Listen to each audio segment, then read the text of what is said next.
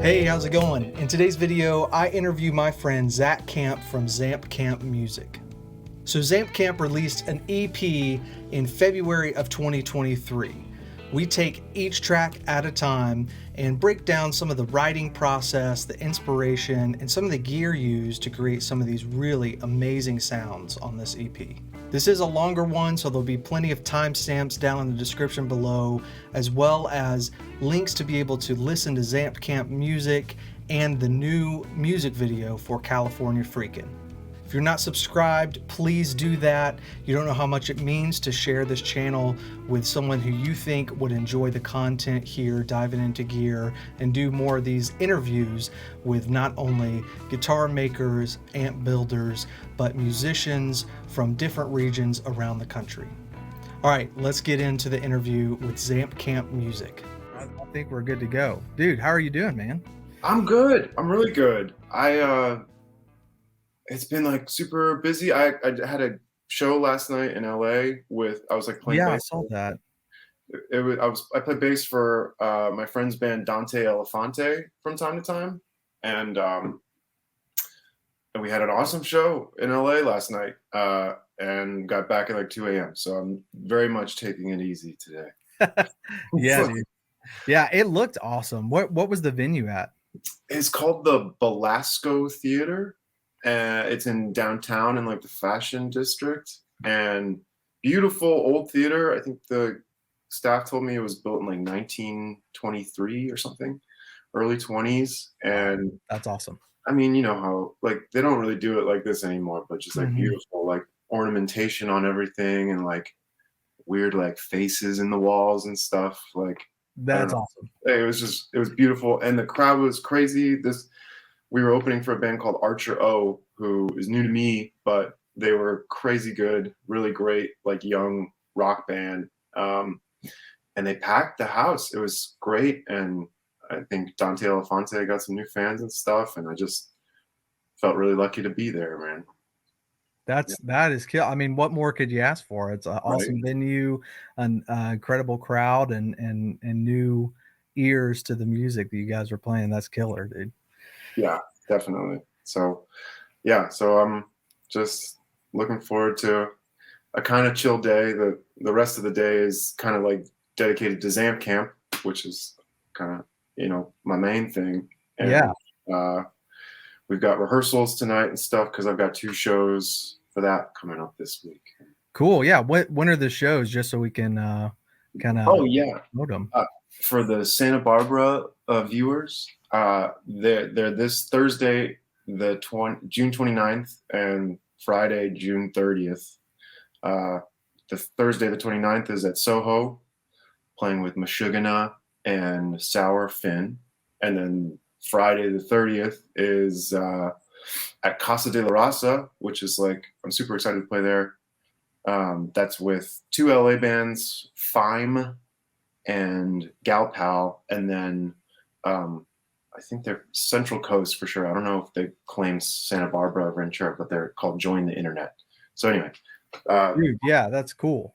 Yeah, I'm really pumped. I like live shows with this project are really like new and exciting, and I don't know, like it feels so real now. Yeah. Well, okay, so that kind of brings up 2 questions that I have, which is, I mean, in this I kind of had after kind of going through the EP, but I'm really interested to know like how you arrange and pull off some of these tunes live, because the arrangements are so killer and dense. But then I saw like photos of like trio setup, which is awesome. That is so cool. So I want to know about that, but also I want to know about the Santa Barbara music scene, because it seems like you're like it's from this end, which, you know, we're currently here in Kansas City, and going to be out that way here in a few months, but for now we're here. But on this end, it looks like the Santa Barbara scene is really cool. Yeah. So just tell me about the Santa Barbara music scene. Absolutely. Oh man, so I'm kind of new to Santa Barbara. I think when we met, kind of talked to you about my like trajectory. Yeah. But I I'm from Columbus, Ohio, or originally that's kind of where I Mhm. call home, and that's where I spent most of my time playing music and becoming a musician and everything. Um, I lived there until I was 27 years old and played in bands there, you know, since I was 13. And then I lived in Nashville for 4 years, which was the whole point of that was to take music more seriously and to uh, like really like take working in the industry seriously, but also to take performance and my musicianship more seriously and get more opportunities there because there's just such a Nashville has such a an industry and like a culture around it. The infrastructure is there, right? Yeah. Um, and so I got the job opportunity with Seymour Duncan, which is how we met. Um, I got the job opportunity at Seymour Duncan 2 years ago, and in 2021, my girlfriend and I moved out here, kind of not knowing much. You know, um, we knew that it was an amazing, beautiful city. You know, close to places like LA, where there's obviously so much going on in music and entertainment, and Santa Barbara, I knew had a few like great venues, but didn't really know it to be like a music town, particularly, except for like something like Seymour Duncan existing here, which Right. was, it's kind of unique considering most musical instrument manufacturers are in like larger cities that are also entertainment hubs like LA and Nashville. Anyway, Santa Barbara, um, moving here, I had all the ZAMPKAMP music recorded. I recorded it all in Nashville. I wrote it all in Nashville for the most part. And when we decided to move here, I was like, well, I have all the ZAMPKAMP music done. I want to get it out. And even though I'm going to be in a new community, we're just going to like put it out and see how it goes. And Yeah. I've been so impressed and grateful to like the people of Santa Barbara and the Santa Barbara music scene for like kind of like giving me a warm welcome. I'm really just getting started with like the live shows and stuff, but like we've made a lot of great friends here and they've been super supportive of everything we do.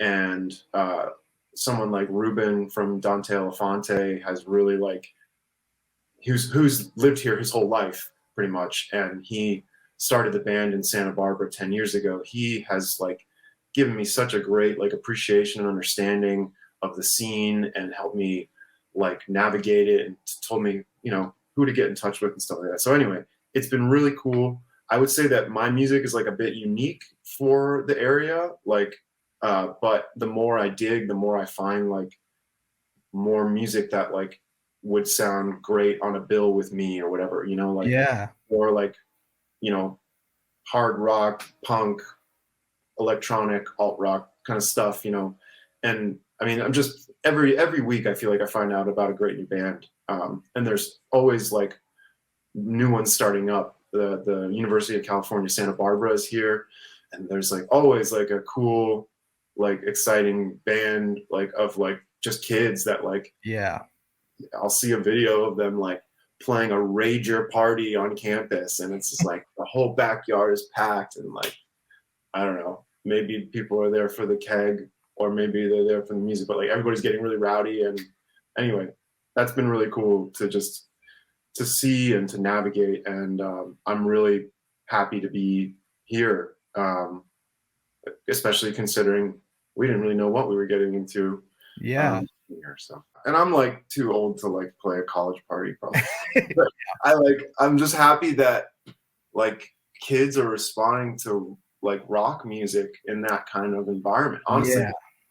I went to Ohio State University between 2008 and 2012, and I love Columbus, Ohio. The music scene there is incredible and like super, I guess you could say like underrated, but I think it's like a sleeping giant. Like I feel like people are going to know Columbus as a great music city very soon if they don't already. And but when I was at Ohio State, being on campus, and going to these parties. I mean, like, they're like, you wouldn't see something like I'm seeing right now at like UCSB, like where Right. kids are just like going nuts for a rock band, like playing in, you know, somebody's backyard or whatever. And like even going to local shows here, like people just get up and they dance with the band. Like it's not like a bunch of people like in the back with their arms Right. crossed or whatever. And when I was at Ohio State, it was like there was not really a lot of bands playing parties, if ever. And when there were, it wasn't really like, you know, like the main event. People were like, okay, like where's the room where we can like dance to like a DJ or like Right. whatever LMFAO song. Yeah. Yeah. I was trying to think of like what was popping off then, like 2010. Yeah, I mean, every type of music and artist like kind of has like a place, you know, and everything. Yeah. So like it was just music of the time, but I just like never could get into that kind of stuff. It was like everywhere, like LMFAO, Black Eyed Peas, Kesha was really big at that time. Yeah, that's what came to mind first for me is Right, Kesha. right. But And like, you know, looking back, it's like all like great for what it was and stuff. But I just like I wanted to go see bands. And actually I found a really great community in this like Columbus DIY music scene that I'm really thankful. Like that kind of like really shaped me and my mentality around playing shows and being like respectful to other bands yeah. and seeing what like a community can do to like make a music scene great, you know, just like the fact that like anybody is willing to let like four strangers like play in their house, Yeah. like and crash on their couch or whatever, and that people want to show up and go see it despite really not knowing the band ahead of time or whatever, like that's a magical thing. So That's awesome to kind of get some background there. It's interesting to know that all of the ZAMPKAMP stuff you said was recorded in Nashville. mm-hmm. So it was released February of this year, the EP. Yeah. Who all was involved? Like how wide or deep was this project as far as collaborators and tracking, arranging, production, and all that? Yeah. The actual writing, recording, producing of the music was all me in a room in Nashville. And yeah, I played all the instruments and did all the singing and the writing and I recorded everything just in an extra bedroom that I had in my place in Nashville. Really, really learning by doing kind of stuff, you know, like not only learning audio production, but like, you know, I was really like insistent on bringing in new instruments and like learning new things on the fly. And I was learning a lot about like synthesis and like, you know, I would buy like a drum machine on a whim and be like, this sounds great. I got to use it somehow, but like, I don't really know how. And then, but as you probably know with like gear, there's so much greatness to inexperience on a new instrument or machine or whatever. It's like some of your best ideas might come from not knowing really how it works. Oh, absolutely.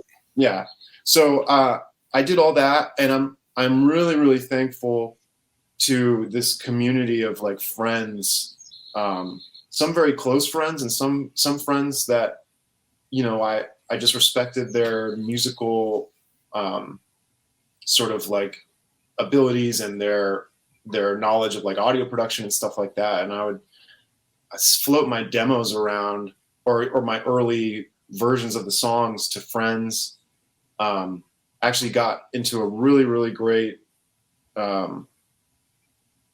like weekly Zoom call during the pandemic with a few of my friends that were all over kind of the Midwest and the South. And we would meet like every week, and every week it was obviously very loose, you know, you didn't have to, but you were encouraged to bring forth a piece of music that you were working on, and also like a song by somebody else that you had really been enjoying lately.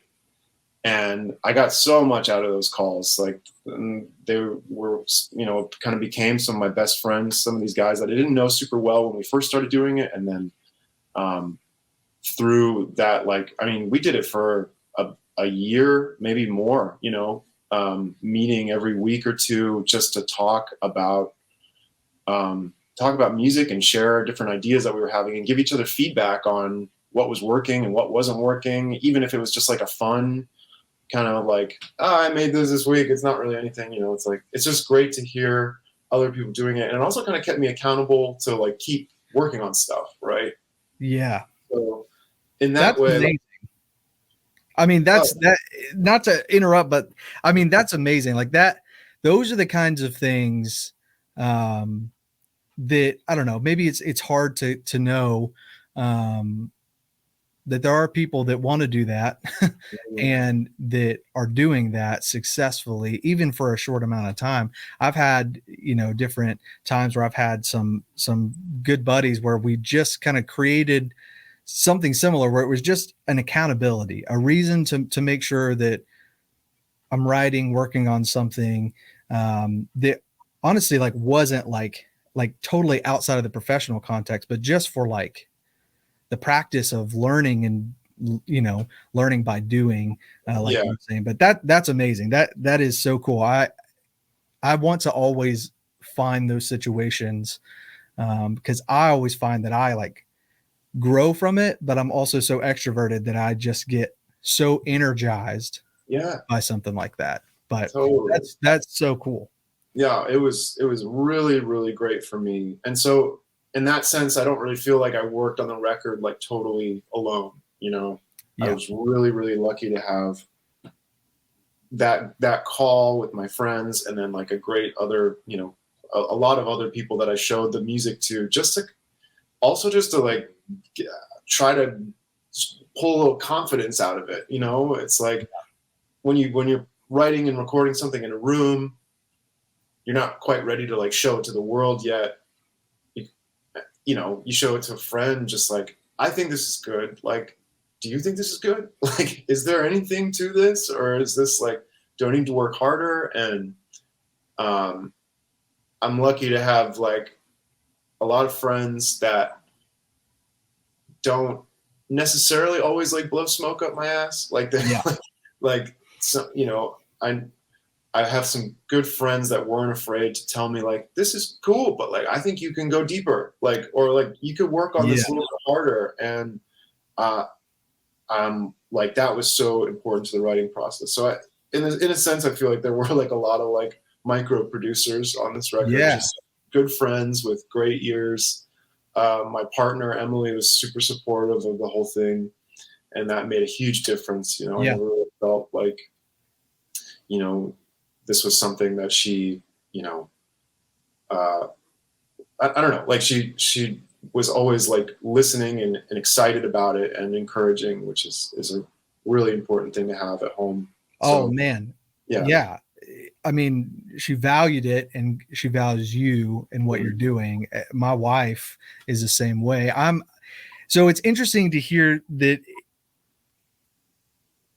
you kind of did a lot of this kind of isolated on your own, and then of course with that feedback. And the reason that's interesting is I'm working on an album right now. I've played on, you know, 1,000 tracks or something, you know, but like they're not my songs. And so anyways, I'm working on an album, and it's like so hard to do it because it's for me, and it's hard to, like, and I have to fit it in between, you know, like my main thing is I'm writing songs and I'm playing on people's records every week. And so like I have to fit in kind of more work, but for me, so it's so hard to do it. And because there isn't these parameters, these aren't the, you know, I'm not getting an email from a producer like, hey, this is the track, here's the inspiration, here's the parameters. That's amazing. I can be productive and I can deliver. But then when I'm like, I have to now define my own parameters and come up with all the sounds. It's like, it's so at times it feels impossible, but Yeah. there's something really cohesive, and I love collaborating. And there's Yeah. magic when you can really click with other people and make something. But there's also some magic, and it's way harder, but if you can like make all the decisions, really. Yeah. Yeah. Because what the end product is, and what I hear in your EP is like this freedom but cohesiveness. Okay. And that's something that I'm aspiring to do with my album. But so I'm kind of going through a similar process, and one of my best friends in the whole world, who's not a professional musician, but he was there at NAMM playing with me. He plays with some of my solo shows that are very infrequent, but and he's like just collaborating. So he's the like helping me stay accountable, but also pushing me Yeah. in those ways. But it makes a huge difference having those friends and people around you who are willing to give you honest feedback, because I feel like that's the only way to do it, especially when you're doing it on your own, because Totally. it's so impossible Yeah. without some kind of feedback. At least for me, it's like, then I just demo-itis the hell out of something, and Right. it is never finished. Right. So I want to dive into the EP, and I kind of want to go just each song at a time. I have some thoughts, but for each one, I'd really love to hear some inspiration, maybe for the lyrics and just like the vibe and mood and feel of each track. And like I said, we can kind of go through each one, but I also want to hear about the gear, because on my channel, I'm diving into the gear, because this is the stuff that I think about all day, every day. Like there's no hobby anymore. It's just consuming. And so Yeah. I want to hear about some of the gear used. But so California Freakin', Yeah. amazing. First off, the music video is wildly entertaining, and it really captures something for the song. It's so crunchy, not like granola crunchy, but like drivey, crunchy. Everything just fits with the right amount of saturation. And I feel like it kind of took me on a journey from beginning to end. Like I felt taken somewhere and then brought back almost. But yeah, tell me a little bit about the inspiration for that one and some of the gear used for some of those killer sounds. Oh man. Well, first of all, thank you so much. That's like, it means the world to me. Dude, yeah. You feel that way about the song and the video. Shout out to Beta Wave TV, Matt Faulkner, and Devon, who helped me make that video.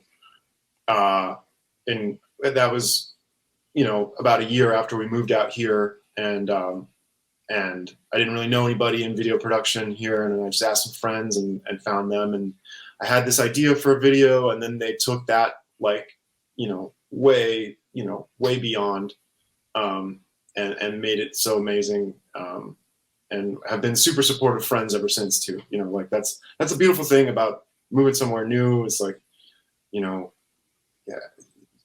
I don't know, like a business partner in a way can become like a great friend and a supporter, and you're supporting each other's endeavors. So anyway, thank you for watching the video and all that. California Freakin', wow. It started on the bass. If you've heard my music, you know that bass guitar is a huge part of it. Sort of done in a way that makes it feel like a lead guitar instrument. Yeah. And one of my biggest influences is a band called Death from Above 1979. Highly recommend you checking them out if you haven't. They're a Canadian duo that plays this kind of like, they kind of get lumped into like dance punk, but they're just a great two-piece rock band. And it's a drummer who sings and the bass player, Jesse Keeler, who kind of created this massive bass guitar sound that is just tons of distortion that comes from two solid state amps that are in stereo split by a chorus pedal. And I love that bass playing style, obviously, because it's as a bass player, I started out on bass, and that's kind of been my main instrument my whole life.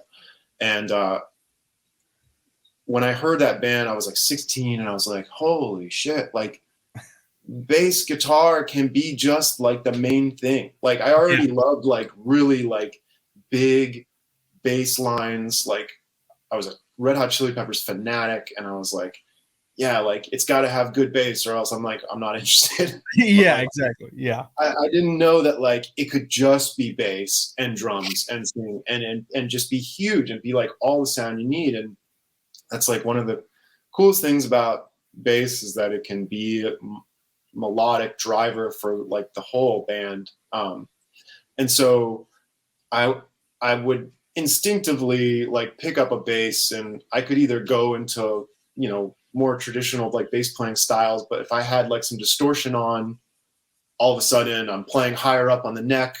I'm not just like the background instrument anymore. You know, I'm out front, and writing stuff that's really like bass lines that you could sing, and like stuff that filled up the whole mix. And so anyway, I wrote that intro,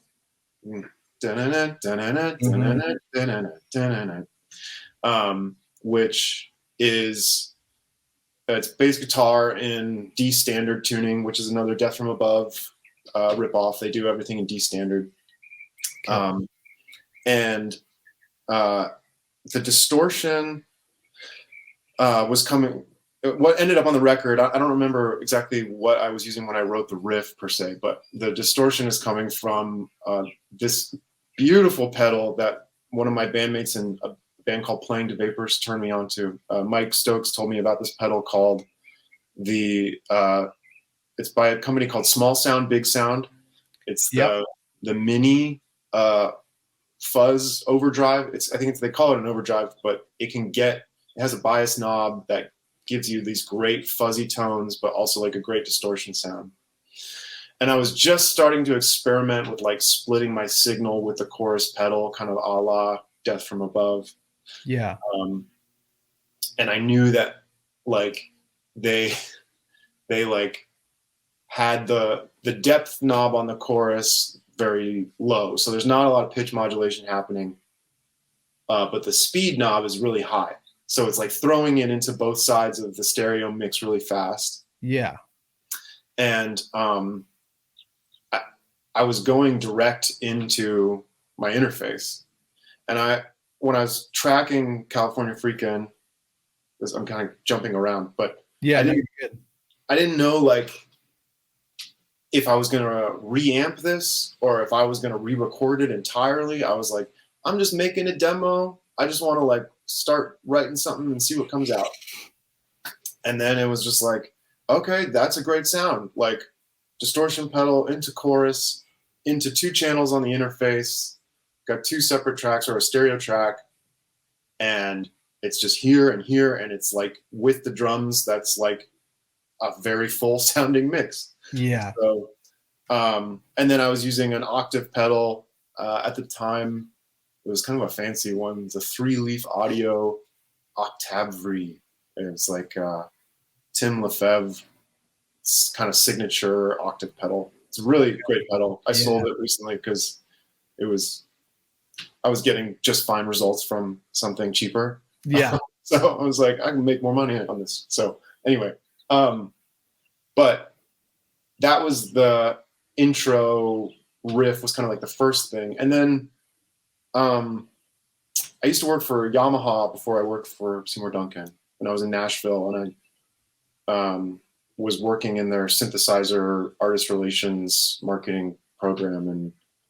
And during that time, my interest in synths, like just, you know, I was already obviously into them enough to get the job and be able to do that job well, but I really, really like got super into it, and I was playing around with a lot of our Yamaha products, and I wrote the main like bass line on a synthesizer called the Yamaha Reface CS, which is a great little analog modeling synthesizer. The Reface series are all really cool. Yeah. Side note, the CP is like the coolest little piece of gear maybe on the planet. But yeah. So good. Yeah, it sounds amazing.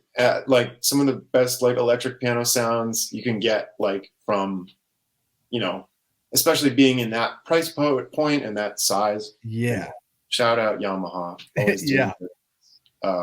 So I wrote that bass line dun, dun, dun, dun, dun, dun, dun, on the Reface, and I dialed in this patch that I thought sounded really like cool and funky, and I didn't think about putting them together until a little while later, but I was like, wait, this synth line works really well. It's in the same key as this intro. Maybe I'll put them together. And once I kind of figured out how to write them into each other, it worked so nice. And then I layered the bass guitar over the synth, and yeah, I was just really, when I started thinking about ZAMPKAMP as like a project, I was like, I want it to be like kind of heavy, but I want it to be like fun. And I played in bands that were like a little bit more cerebral, like heavy, but more like textured sometimes, or like rock bands that were, you know, writing rock music for, not necessarily for like a party like environment. Right. And California Freakin', I think is probably the song on the record that most exemplifies the sound I was going for, but it was like, oh yeah, this is like drawing from bands that were really influencing the sound in my head, which is like LCD Sound System and Tobacco and Death from Above. It was like kind of heavy, but it was like, it made you kind of like bop your head, and maybe you can like dance a little bit. And I don't know. I love the way all those things were working together. And really the rest kind of like was written on bass. And I just sort of like remember I had a drum machine that I used on that song called, it was another Yamaha piece of gear called the RX5. I think they made them in like 87, late 80s. It's kind of like the launch of them. And they were on records for like, they're on like a Michael Jackson song and like a Madonna song. Cameo used them, like kind of like this weird like late 80s, like sounded like real drums, like really good like quality samples, but you could tweak them quite a bit. And so I was having a lot of fun like creating the beat on that, and I found something that worked, that again was like kind of 4-on-the-floor kick drum, but like a lot of like different syncopation. And they had like the cowbell on California Freakin' is from that drum machine. It's not really cowbell. Yeah. So it was like just so much fun messing with this thing. And I wrote the beat, and I just like looped it for a long time, kind of wrote the bass line that I thought was sort of like make it a song, you know? So there's like a more defined chorus section, verse section. Again, also I wrote like the pre-chorus thing on the synth too. So kind of using those instruments to write the rest of the song. And then, yeah, I like just started, I layered synths on top. Like pretty much all the music came first. And then once I got it to like a structure that I liked, I would listen to it in my car, like constantly.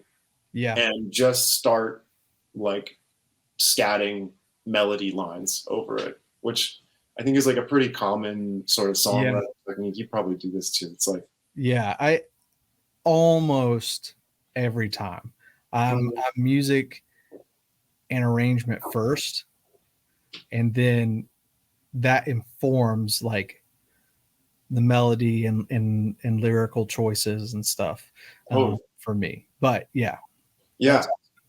It was just like, this melody feels good. I don't really know what the words are going to be just yet, but like, but then you start kind of like trying a word out. It's like, oh, like this many syllables is cool, or this like inflection is kind of nice, and then sometimes those like bogus lyrics really start to inform like what Yeah. the song might be about, and then lyrically it really started to take shape. My girlfriend, she moved to, we were in Nashville together at the time. That's where we met, and we were like a year or two into our relationship, and she moved to the Bay Area of California for 6 months for like a work assignment, and we were doing this long distance thing, and the title California Freakin came from a text that she sent me that was auto-corrected. She was talking about the song California Dreamin' by the Mamas and the Yeah. Papas, and autocorrect changed Dreamin' to Freakin'. And I just like thought that was so funny. It really stuck with me. That's amazing. Those are the kind of organic, not to get super hippy dippy, but like those are the kind of organic things that make, I think, your music, I don't know, like human and fun. And I'm, like, I think there's a place for other ways of doing it, but I I just like never ever want to take myself too seriously. Mhm. There's a difference between like not being able to be professional, and not being able to take yourself uncomfortably, unnecessarily, serious. Yeah, yeah, And so those kind of things where like autocorrect, like that is funny. And it's like allowing that to go inform the song, and those bogus lyrics that are kind of like mumbles and not words. It's funny how like the song is kind of existing, and it's just like you got to figure out the way to find it, yeah, like to get to the song. It's more about the journey and the process, than how it ends up a lot of times, because I feel like how it ends up is how it always was going to end up. But right. again, that gets pretty hippie. But like, No, I'm so on board with that. I mean, yeah, it's like this song had no lyrical direction, and then all of a sudden, a phrase pops up in just a everyday moment of life, just texting with my girlfriend, getting caught up about our day, and I was like, that's great. Like, and I, maybe part of me knew that it was going to be a song kind of about us and like this place that we were in, and the distance between us and stuff. Like, I don't know. It's like, right. it just like, for some reason it had this great sort of association with the song. And then, yeah, it sort of just turned the lyrics into something that it happened fast. I'm really self-conscious about lyric writing always. It's like I'm just still kind of coming into that role of being a lyricist, because I've always just been like the bass player. But I like, and I've written lyrics in other bands, but like nothing that I was like super proud of. But California Freakin' happened pretty fast, and it was just writing based off like the few things that I knew that like stuck out to me in other people's songs, which is like a lot of imagery and like things that you can kind of see as they're being said. And I think at its core, the song is about like this long distance relationship and the visits that I would have going to California to see her while she was away for just 6 months. But it feels a lot longer when you love Yeah. somebody. And just, yeah, like the fun we would have when we were together, and like the promise of seeing that person, again sometime soon. And it's a kind of a romance, intimate song too, in the way that it's like, Yeah. supposed to be a little bit like sexy and everything too. So it's like, Right. it's, you feel you feel that feeling of longing, and I don't know. I think a lot of great songs are written about that kind of thing. But Yeah. I felt happy with how the lyrics kind of just like poured out once I had a song title in mind and a sort of general premise. And again, like just driving around my car, no one else in there, just judgment-free zone, like singing gibberish in traffic, like really helps get the ideas out. And it's something I've done a lot. And I remember so all that kind of happened in like 2019, the fall, before the pandemic hit. And then the pandemic hit, and I wasn't really driving as much. I wasn't driving to work. I wasn't driving to band practice. It was just me and my girlfriend, and ended up moving in together. And I spent a lot less time like in the car, and I kind of like missed that time to be alone and like just like shouting gibberish into the ether, like it's hard to do that when somebody's in the next room, at least it was initially. So I feel like a total side note, but I had the same, like I lost my safe space and my creative, letting my brain kind of like process through ideas space when the pandemic hit. As a lot of people, I mean, we a lot of people lost a lot more than I did, but that was something that I didn't quite realize that I needed as much as I do, because I'm used to like driving a couple states away to go meet up with a band to jump on, the next 4 or 5 shows, and just hours by myself in the car.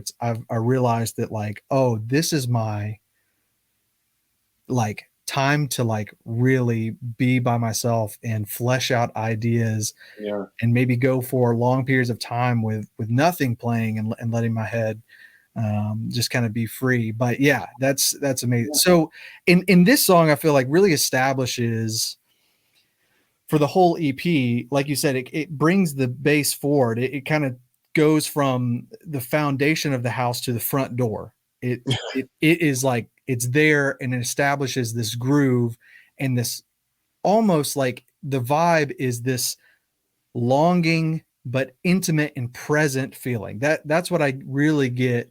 That's the place it takes me when I was listening through the EP. And then these sounds, you kind of go through a journey and in kind of back where we started. And then this next song, Modern Gods, I feel like, again, so this is what I wrote down for this, is I feel like this song is communicating like a distance for how tempting it is for us to constantly be distracted. That's the message that I kind of received out of the song. It's also kind of feels like it's a calling out of sorts. And I also put the breakdown into the outro. It's so hard and really rounds out the song, because in my mind, it's a hard song to end and it feel like it ended, if that makes sense. And that outro really checked every box imaginable and went to a slightly different place, but like so rounded out the tune. Tell me a little bit about like some of the sounds and inspiration for that. For Modern Gods.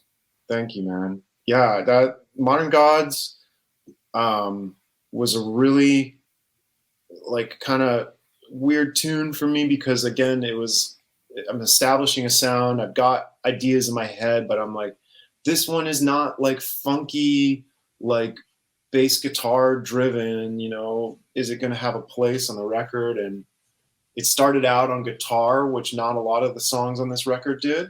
And it was really entirely written on guitar in a way. I remember really kind of like thinking about like Queens of the Stone Age when I was writing the main guitar part, which ended up being a synthesizer part on the record, which is that dun dun dun dun dun dun. It's just like 3 minor chords, and yeah, I wrote that on guitar, and I came up with the pre-chorus melody, which is "Lay me down, soil on the skin," and I wrote that again with that kind of like mumble melody thing practice. Kind of wrote it in the moment with the chords, because I'm sure you can relate to this, and a lot of musicians probably can too. It's like if you write a part on an instrument first, and it's not like a little bit like complicated or like musically sort of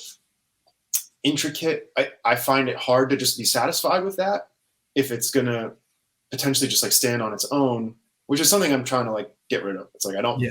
write complicated parts, but I like wrote the vocal with these 3 simple chords, and I was like, okay, like now it's like kind of becoming a song, and it's not so much about the riff, it's just about like how that melody makes me feel when I sing it with those chords. Yeah. So really started on that was an electric guitar part, and then I kind of sat on it. I remember writing the rest of the song, the chorus, like right at the start of the pandemic. My girlfriend and I were supposed to go on a trip, and obviously we canceled it. But we ended up like going away to like a cabin, and I brought a guitar, and I came up with the progression for the chorus, which is the modern gods, they all forgot about me. And that was really channeling my like my John Frusciante kind of chord knowledge and strumming pattern and intensity and everything. You know, his music and his musicianship like really has always spoken to me, and it's like equal parts, I think, like stuff he would have done with the Chili Peppers, but also like his solo stuff, like kind of channeling that darkness and melancholy that he has on a lot of his stuff. So we have kind of like the shell of the song written on guitar at this point. I think I wrote the bridge around that time too, which is what you're talking about with the Yeah. I'll never fall out of temptation, like kind of like soaring line.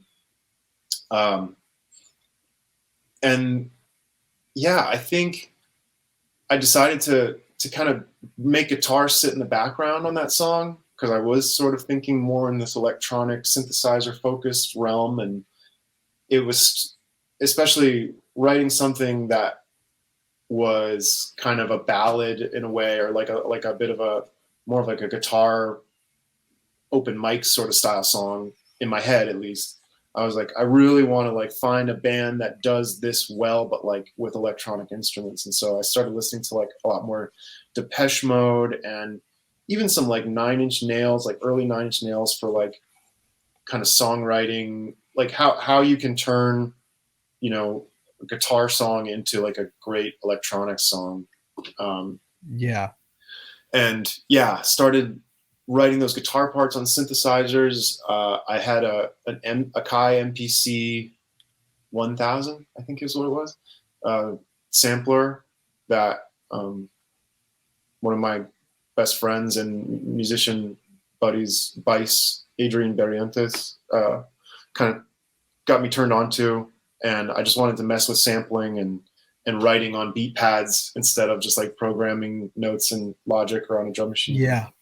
And so yeah, that loop became the foundation of everything on top of it. And then yeah, the lyrics were definitely one that I wrestled with for a long time, but I had melodies in my head, and I was writing as much as I could, like to sort of like figure out what the message was going to be.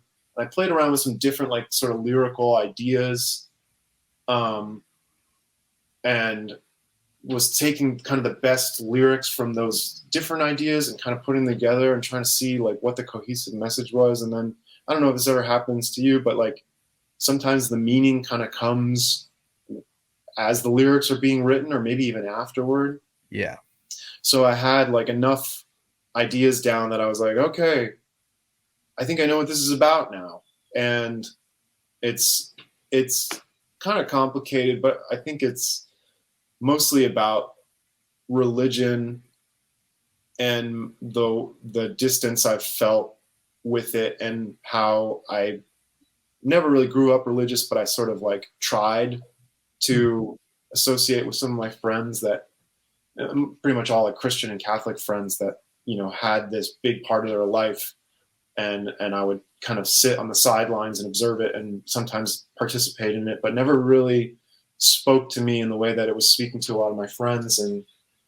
And the other sort of message to modern gods is that, like, I don't feel like I need religion, and that I've found that like love has been such an important like force in my life that sort of like watches over me in the way that like a religion might.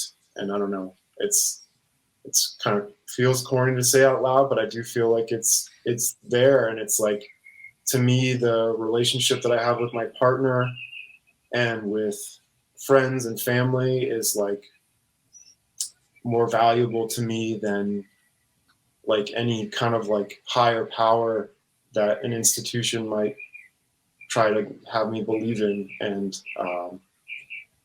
And also that like loving who you love is more important than any sort of institutionalized like religion might try to dictate or put barriers on or whatever. And yeah, a lot of those feelings going through my head when I read that. So yeah, amen to that. I mean, just as a side note here, just to like validate you in that, like, one, I feel like this song really communicated that distance that you were just talking about. I immediately kind of picked up on that. And it is like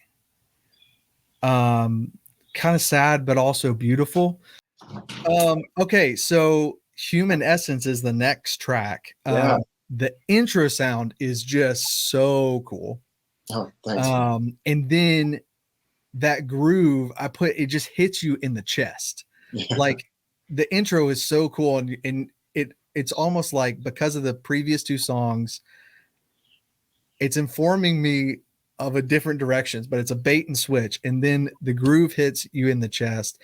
I put, this might be the most dynamic tune on the whole thing. And it comes across as empowering and almost morbidly uplifting and encouraging to like really live, and again, really be present. Yeah, totally. So lyrically, the song is kind of about basically like rejecting the kind of like constructs that we put on like work and life, and sort of calling out the fact that like we've come so far as humans, as a species. We've done amazing things.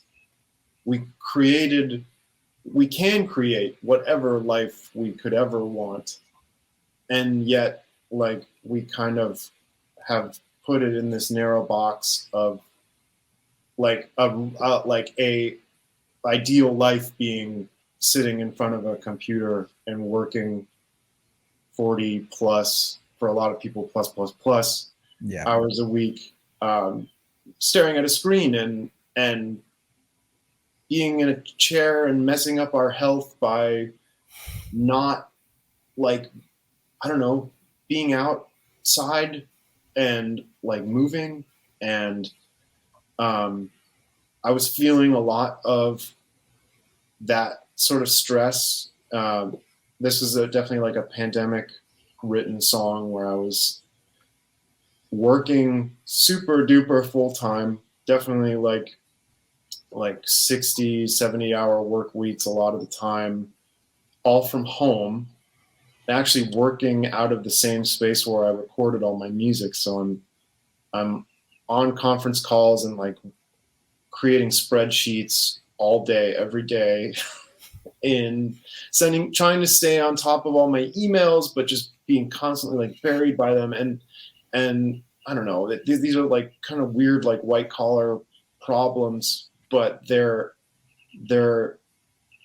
were weighing on me very heavily. And I was feeling this kind of claustrophobia and it was taking a toll on kind of like my physical health and my mental health, certainly. And um, it just got me thinking about like how could this be it, you know? And we're just supposed to do this until we're too old to like do our job well anymore, Yeah. or until we're like sort of financially stable enough to retire. And then like when you retire with a bunch of health problems and you can't even really like enjoy the last couple of years of your life because you're in pain and you can't move, or because you especially if you have like health problems that kind of came from your work, like that's really scary. So anyway, it is like morbid, like you said,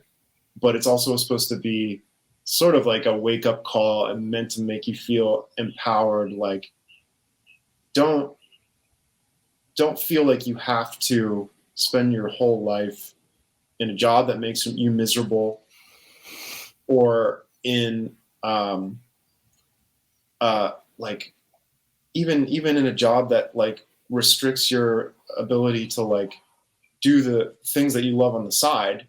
There's a lyric in there, right brain tapenade, which is like kind of, again, going back to like imagery. I wanted to really sort of spell out this idea that like I was feeling where I was working so much, and especially during the week, I felt like my creative energy and spirit was just sucked out of me. It was gone. And that right brain, which is supposed to be sort of the creative sort of hub of the brain, just felt like it was like mushed onto a cracker. And it was like it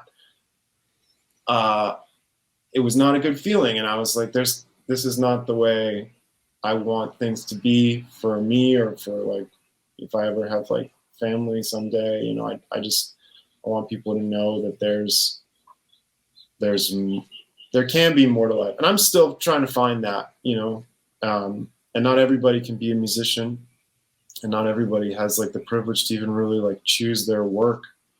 But I just really like was tired of sitting in a chair at a computer screen all day. And then of course I would like work on music on the weekends and pretty much be in a chair working, like looking at a computer screen, which is, you know, shooting myself in the foot. But it's a lot more fun when you're playing loud guitar and synthesizers and stuff. Better than answering emails and Microsoft Excel. So Man. Yeah, that's so, again, that it's so good. That encouragement and like wake up call, like you said, really comes across really well. And almost like that intro is almost like that. Like there's a really cool intro that's really cool, but it's not where the song ends up, you know, like a few measures after that. And so that groove is kind of like a wake up, like, all right, it's establishing like this is important, what I'm singing right now, you know, and that's emphasized by that groove. That is, for me, I mean, like all music, the first thing that I pick up on is the groove, because that's what moves me in my bones.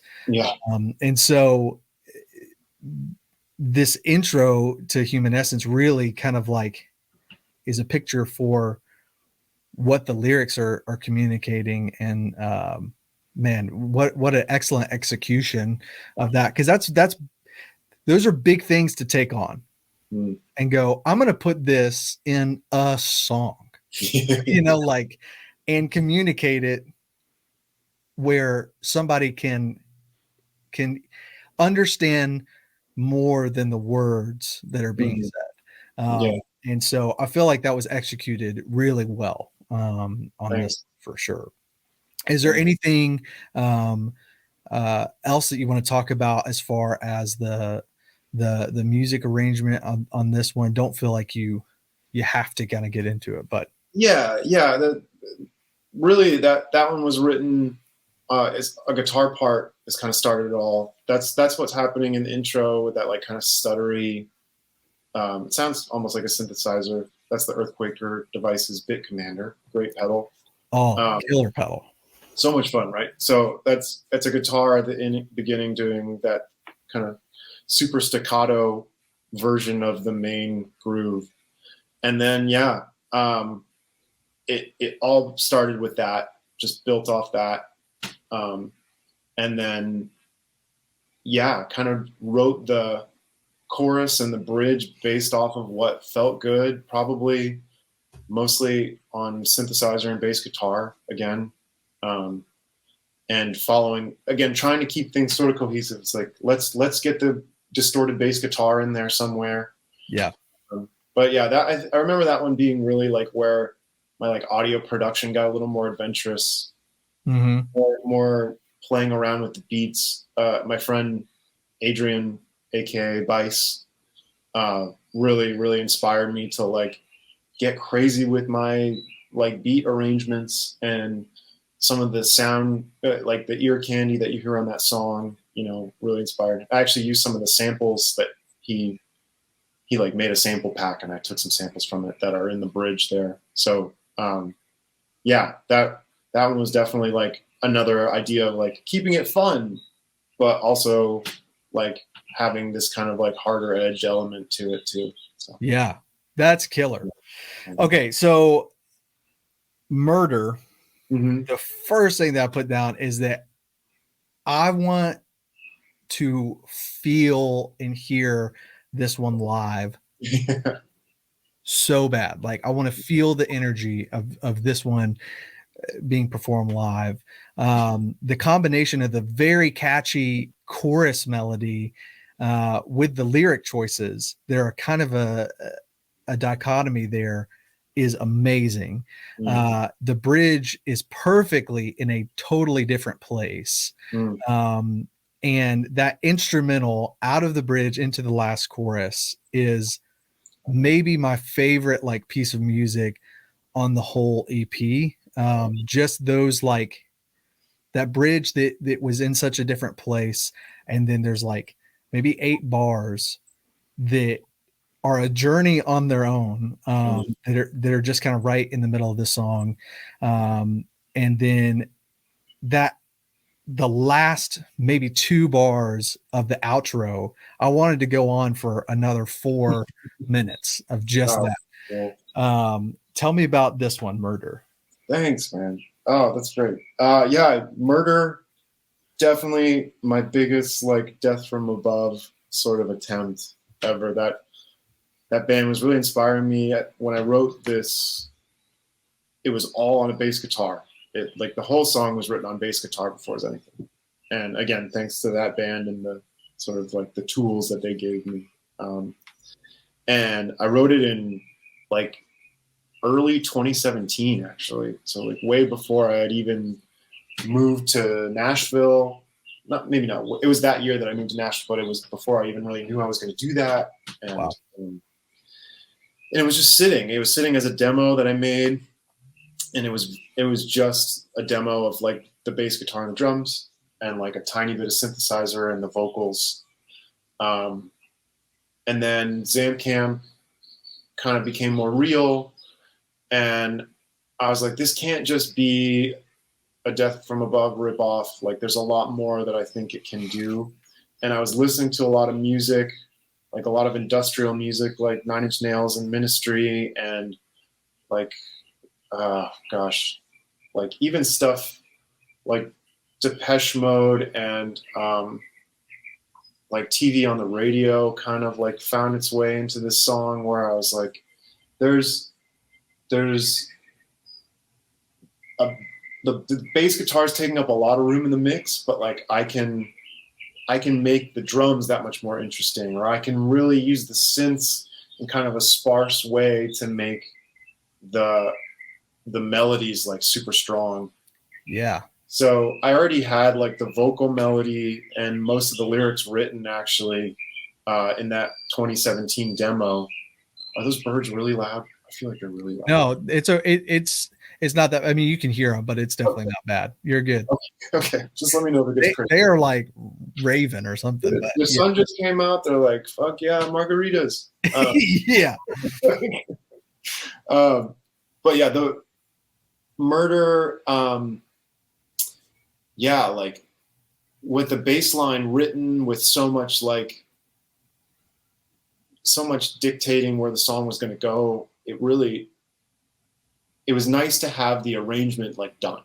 Like I felt really good about it. I had words in all the places where I wanted them. When I was making this whole record, I wanted to make sure there weren't too many like gaps of just instrumentals. I wanted it to be engaging vocally and lyrically, like all the way through.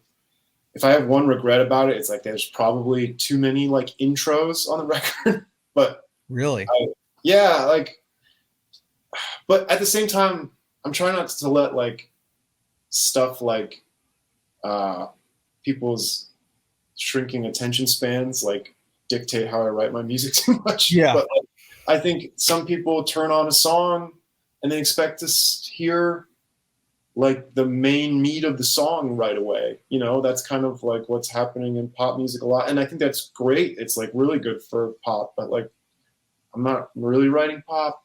And yeah, I need to remember that. Well, yeah, I would say as somebody who's currently in the process of wrapping up the writing and arranging process of an instrumental album in 2023, which is absurd. But no, it's great. Yeah, I mean, like those are the parts that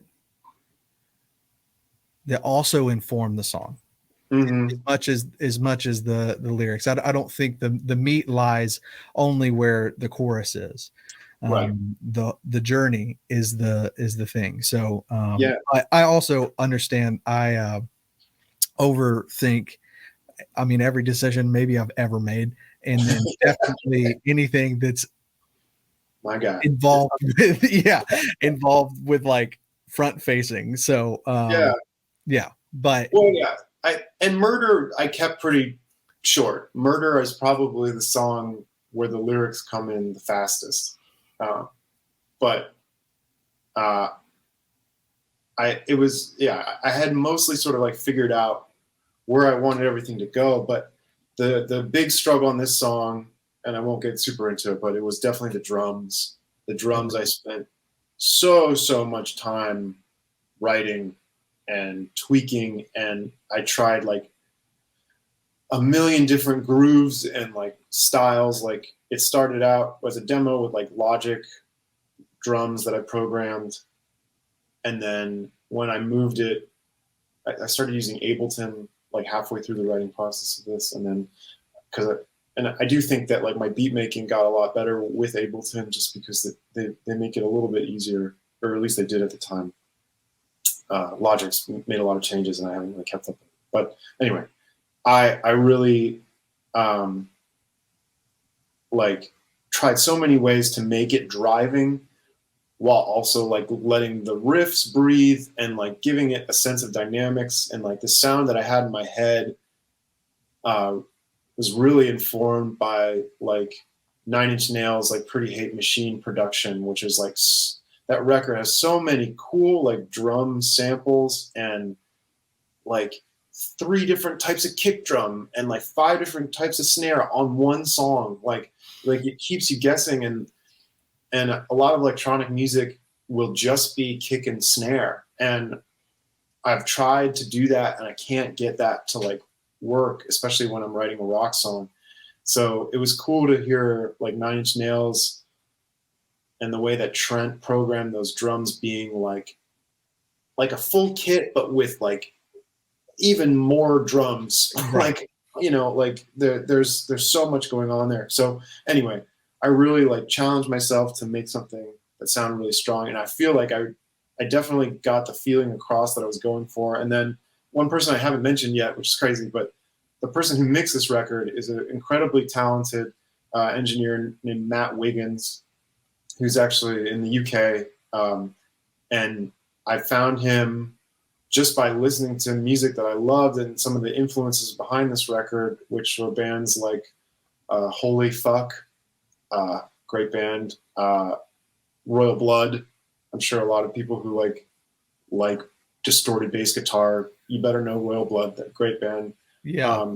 And he also worked on like some LCD sound systems. So he's got a great resume, and even like done really big records for like Glass Animals and stuff. Like he's a super talented guy, and I felt really, really lucky that he responded to my email and like was just interested in working on this project after he heard my demos. And I had gotten the mixes to a place that I thought was like as close as I could get them, but I knew they weren't going to be good enough for really like the legacy I wanted them to like leave behind. And so I decided to recruit like a pro mix engineer, and that was just the best. Even though we were working, you know, like continents apart, he was like super, like the things sounded great right away. And like songs like Murder especially, which have so many like layers to the drums, and I definitely like put probably too much into those you know, those rough recordings. Matt made it all breathe and sound really good. And he's just, I felt really lucky to be able to work with him on these songs. So yeah, that's Murder. Yeah. No, well, that, I mean, in that kind of, before we get to the last two songs here, but yeah, there are like dense arrangements here, but at no point does it feel crowded in the mix, and that's hard to do, especially with all those like saturated, amazingly harmonically rich, you know, sounds. Mm-hmm. But yeah, it breathes perfectly. And that was one of the questions I had, is just like how that was pulled off. And it's because somebody who really knows what they're doing. Yeah, no, Matt got it right away, and I knew he would, just based off the bands he's worked with and stuff. And we had some good conversations kind of before we got into it. I gave him a few reference tracks and things, but I was really fascinated with cassette recording when I got into this, and it's back to California Freakin', but it was like, what I did was like I recorded it in Logic. I had the whole song done, and then I took the output from my interface and put it into a right and left channel of a cassette recorder, super hot, into the tape, and it just like has this crazy compressed, distorted sound that lived as the demo for that song for a long time. And that's what I gave him as a reference. I was like, I know this isn't very dynamic, and it's like super squashed, and there's a lot to the mix that's kind of like missing, but I want this level of grit like on the recording. And he just got that, and he dialed it in so well.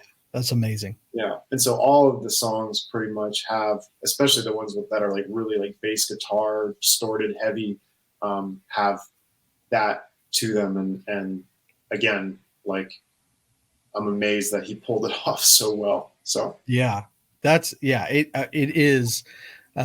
It's impressive, the warmth and drive and saturation to all the songs, but that there's still some room in there, and it's still clear.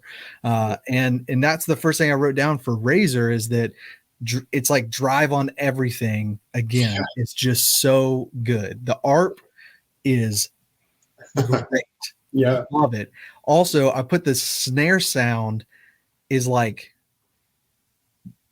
the coolest snare sample ever. It's like a shotgun and like this huge like brass snare combined.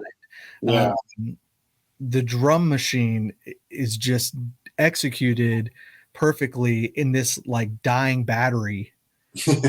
Like the melodic notes in there like are all kind of diving as they're being played, which is such a cool sound. And then ending the song, that arrangement just puts such a bow on the tune. And it's another one that I feel like live is just got to have this energy to it. So yeah, tell me a little bit about Razr, because that one is unbelievable. The sounds.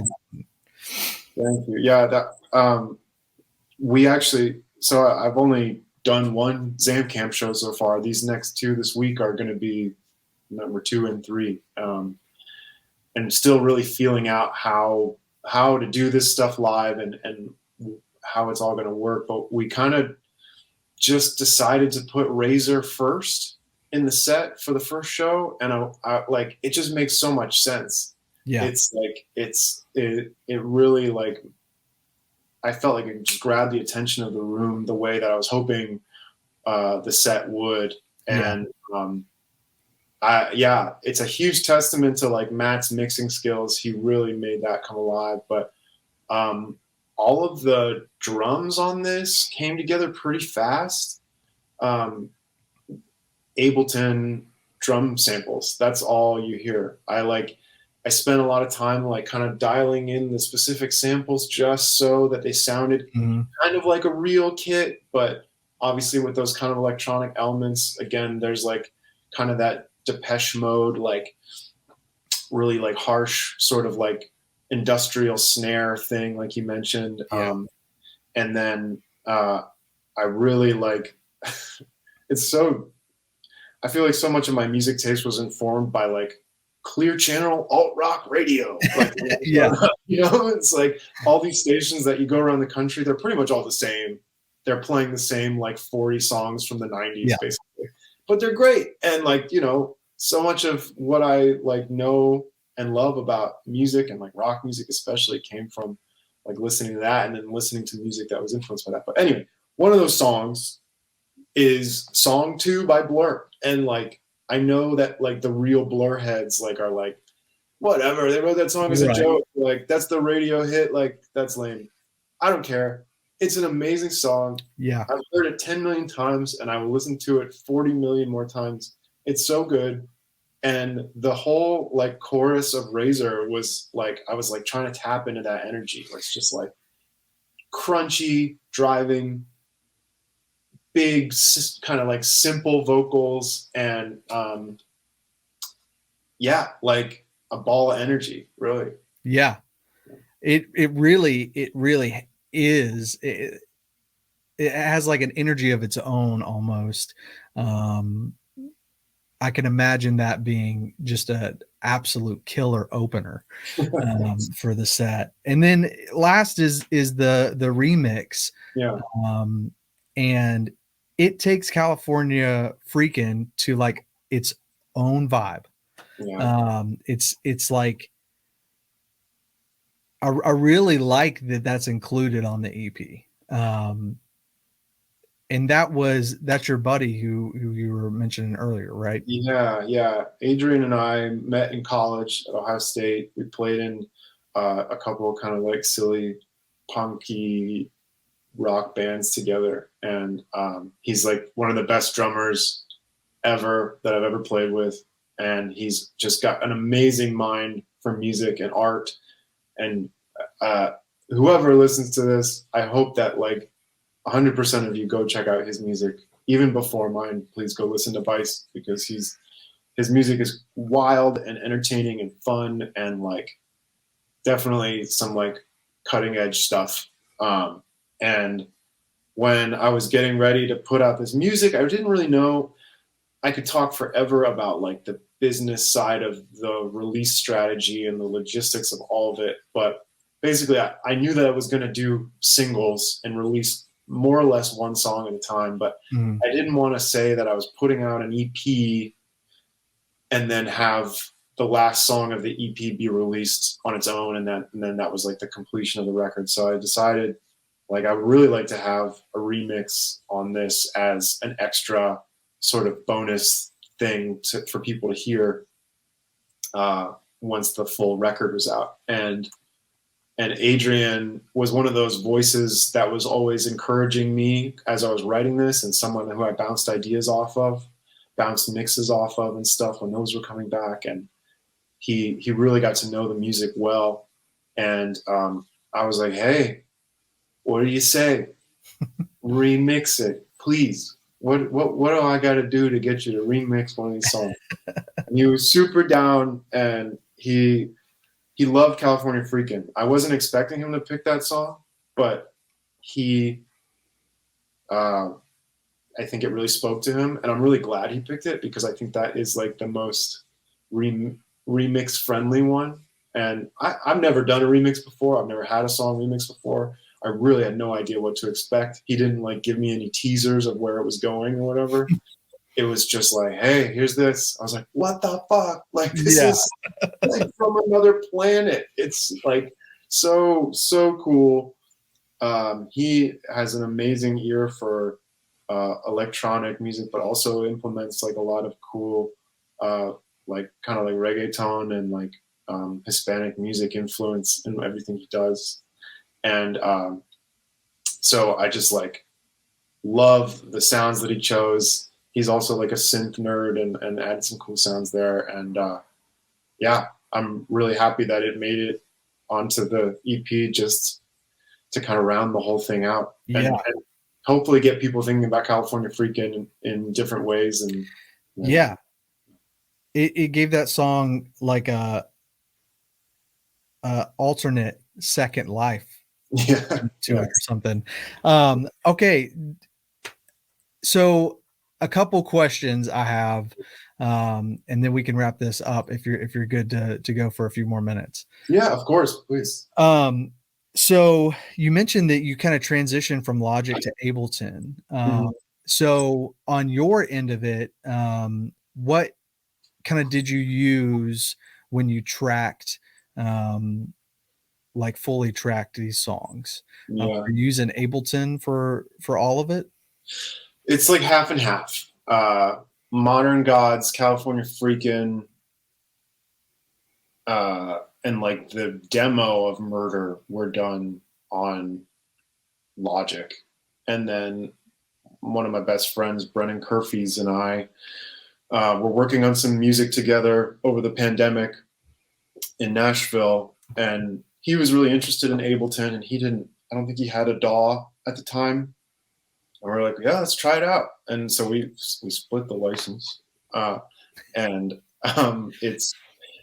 it kind of just became, I wasn't even so sure on it when we first started. I'm like, why am I doing this? Like, I've got a perfectly good DAW in Logic, and now I'm like learning a new thing. And you know how, as much as new gear can be like inspiring, it can also be a way of like slowing you down. Yeah.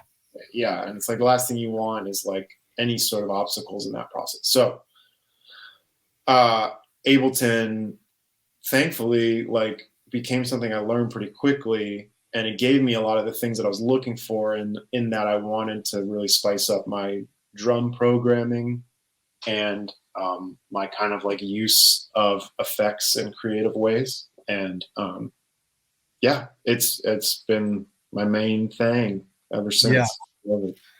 Yeah, I've used Ableton some, but really only for playback, because I used to do more MD roles. So I would kind of feel there was several regional artists that I was kind of first call guitar, but then also was the MD even when I wasn't available for the gigs and stuff. And so, and I tried a few times, but I found that for me it was it was more of a hurdle that wasn't going to pay off in the way that it does. I think when you're more into creating sounds, in a way, like I do a lot of sound creating in Logic, but I can get there pretty quick.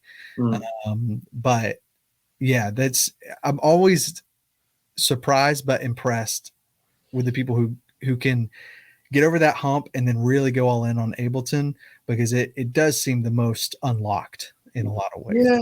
Yeah. I'm happy it worked out for me, but I would definitely encourage anybody to just like, if you're comfortable with something, like it's just a tool to record. You know, it's not necessarily like full of magic things that will be you can do differently than you could with Logic or even something like free like GarageBand or Reaper or whatever. It's like the song's got to be in you, and you got to like figure out how to get it into the DAW. But for me, like and writing these songs, like Ableton kind of became like a fun, comfortable sort of environment to drop them in. I don't know how the songs would have come out differently if I used a different DAW, but to me, it was like I had these ideas in my head that Ableton made the clearest. But like if I was just writing, or if I was writing anything differently, maybe it would be like a different style of music. Maybe a different DAW would have been more suited. Yeah. It's kind of a little bit of a nerdy question, but to go in a little bit more, you kind of spoke in this a little bit earlier. These next couple shows, are they also trio, the same trio lineup? And so with that, what kind of gear are you relying on to kind of pull off some of these sounds? So you talked about like Ableton backing tracks and stuff like that. I have never played in a band with backing tracks before ZAMPKAMP, but I've started to implement it because not only are there just like a lot of parts on the record that I wanted to make sure were played even in like a trio setup. There's a lot of time-based effects and sequences and like time-based arpeggios and stuff that are happening on the album or the EP that like even if I could do them live, which I could probably do them all. Like I think I have the gear to like make that happen.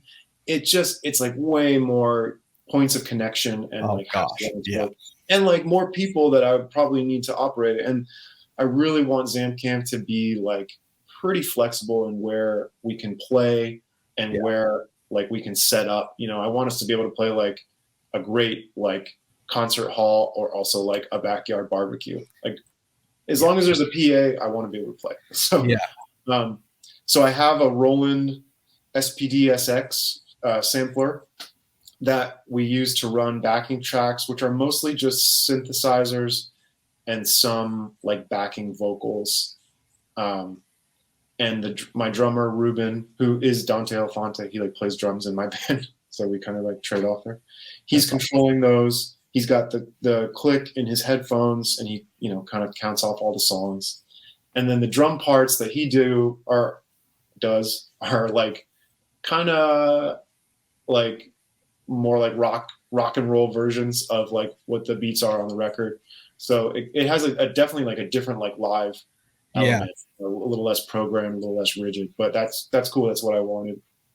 Again, like Nine Inch Nails being a huge influence, like he made that whole record in the studio as one person. Right. And he started touring and he really like fed off of the live energy of a full band. So, and then I have a friend of mine playing synthesizers who is doing a mix of like some of the bass line synthesizers and some of the more melodic stuff. Definitely going to keep the sound guy guessing. So sometimes, like the bass line is coming from, and synth bass, it's all synth bass. Sometimes the synth bass is coming from the sampler. Sometimes it's coming from the Moog Sub 37. I'm bringing that out live. Spent way too much money on a case. So awesome. Oh, it's it's like I want it there so bad. But like, it's an analog synth, and it's very expensive and fragile, and I want to take good care of it. So that's coming out. And then I use another Yamaha Reface, the DX, which is the FM synth. Amazing synthesizer. And that is, again, doing some of the bass, some of the leads. And then I'm personally playing bass guitar. I thought I'd have this kind of nearby. Yeah. Armor bass. That is the coolest bass on the planet. Thanks, man. I'm glad you think so. I really do. Some people love it.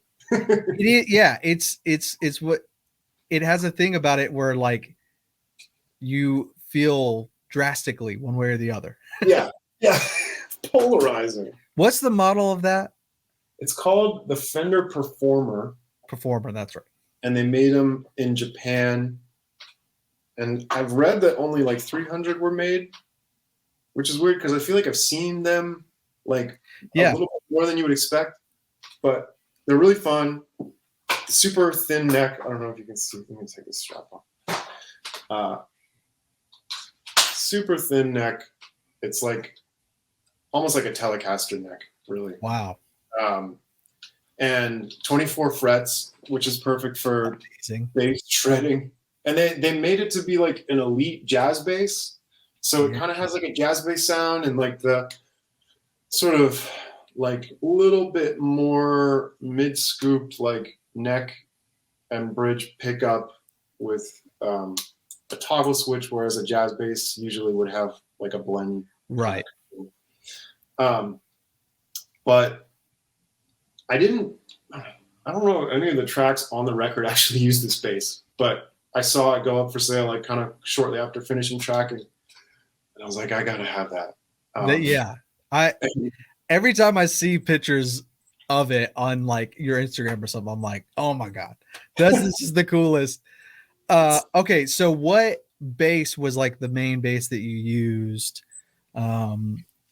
There's two that are kind of all over the record. The first one was a made in Mexico Fender jazz bass that I bought when I was 16, and I had it.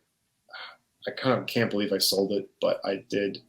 It served me so well for so long. Yeah. And that's what you hear on California Freakin', and I believe I used that on Murder too, which I wasn't planning to do because I also have a 1976 Gibson Grabber, which is like killer, a really fantastic instrument. Feels so good in my hands. Really great. It's actually what Death from Above used on their first album, which is like holy grail kind of like bass sound to me. But Murder is pretty intricate, the bass line on that, and I was having a little bit of trouble like getting it just the way I wanted it to. Mm-hmm. And I think I used the Fender jazz bass on that one. And then Modern Gods has the Grabber. Human Essence has the Grabber, and then Razr has the Grabber, which is super fun to play, especially with the stereo bass setup, which kind of evolved too. So are you doing that live, the stereo bass setup? Yeah, I've kind of dialed it in so that I have a bass combo amp on my right and a Mesa Boogie guitar combo amp on the left. They're split by the chorus pedal, and then one side has that small sound, big sound. That's actually the guitar amp side has the small sound, big sound mini overdrive. And then on the right side, I'm using this pedal that made it on the record for a few songs that my friend made for me as a total surprise. Awesome. It's called the ZAMPKAMP Bass Fuzz Extravaganza by Thoughtless Effects. And it is incredible. It's like the gnarliest, like almost like monophonic, like fuzz. Like I play guitar with it too, and it's just like so like densely fuzzy. It's based off the Boss Hyper Fuzz. Okay. Yeah. Pretty extreme. Two different like types of fuzz sort of channel on it, and then there's like a clean boost too, which is really nice. And so I'm using that on the other side, which is coming through the bass amp because it has a great like bass response. And I'm using a volume pedal live to kind of blend in the bass amp, which is kind of fun for like adding in a point of emphasis. Yeah, I love that, like expression. Yeah. Control. Like for California Freakin', like I play the intro completely with just the guitar amp, and then when the verse kicks in, I bring in the bass amp, and it's just like amazing, like a big, nice, pillowy, beefy bottom end. uh, Yeah, that's awesome. uh, Okay, one last nerdy question about the double amp setup. yeah. What chorus pedal are you using to split, and is it doing the thing? Because a lot of times when you go stereo from a chorus pedal, what's happening is one side gets true pitch vibrato and one side doesn't. Hmm. But then there's also some that split to two independently, um, like two independent almost speeds where it's kind of panning. Hmm. So how does that work with your setup? What's the So chorus? I believe it's the latter of what you just explained, where there is like a little bit of modulation happening on both sides. Yeah. And the chorus that I've settled on, and I used a few different ones on the record, but the one that I'm using right now and on a few tracks on the album is the DoD FX65, Okay. which I mostly bought because John Frusciante used it on Blood Sugar Sex Magic, which is like some of my most favorite like guitar playing ever. And and he also uses the Boss I think they call it the CE1, the like big Gray one. oh yeah, but they're really expensive and hard to find. So I was like, this legend is that he like that broke like when they were halfway through the record, and so he went and bought the DoD as like a quick substitute, and that's what you hear on like Under the Bridge and Soul to Squeeze and maybe even like Suck My Kiss and stuff like that. So anyway, I like love it on guitar, but like it also is my favorite on bass. I tried a lot of different chorus pedals on bass, and that one is like, it's quiet. It has a cool, like almost like flanger sort of quality to it. And it's really rich. Like it just has this great kind of analog sound. Yeah. So anyway, I'm splitting with that right now. But on California Freakin', I use this one that, again, I've had since I was 16, and I just got to give a shout out to this pedal. I hope it goes up in value because of this, which it won't. But it's the Washburn Bad Dog chorus. Oh, dude. Yes. You know about the Bad Dog? The Bad Dog, bro. It's so good. All right, is this the one that has the Washburn logo like imprinted on the plastic casing?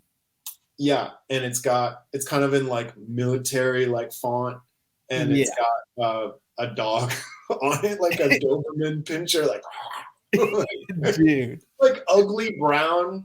I don't know why they did this, but amazing. I love that pedal. I use it on synths a lot too, and yeah, I still got it. I don't know. I have a bunch of chorus pedals, and you'd think like, why don't you get rid of the Bad Dog? But the dog's here to stay. Dude, the dog ain't never going away. That Bad Dog's staying in the doghouse. Yeah. Dude, that's so amazing. Well, overall, I just want you to know that like this EP sounds so good. It's so rich. The sounds are like fun, and they do it. And after hearing you kind of explain this, like there is so much depth to each song independently from the next, and it communicates different messages that are important and valuable and need to be communicated more. But each song also makes you want to move. You can't sit still listening to them, and the sounds are so rich and so intentional, but fun and random at times, that it kind of takes you, at least it took me on like a really fun journey, listening to the whole EP, which I don't do enough of kind of like starting a record from the beginning and just allowing it to kind of take me wherever it's going to take me, from song to song. But I encourage everyone to do that. Check out the music video for California Freakin'. What is the best place to point people to for show dates and new releases for ZAMPKAMP? Oh, thanks so much, Colin. I would love for anyone who's listening, who's interested in the music, to please check out my music on whatever streaming service you use, Spotify, Apple Music. And if you like it, please share with a friend. You have no idea how powerful and meaningful that is to me. And really, I'm just, getting this thing going. So anyone who wants to like listen and share the music, you mean the world. So, and then I've got a website, zampkamp.com, that you can find links to show dates and merch. I have some t-shirts that I started doing, and more music's on the way. So Thanks so much for checking out this video. If you made it all the way through, I sincerely applaud you. If you want to support me, the best way to do that is down in the description.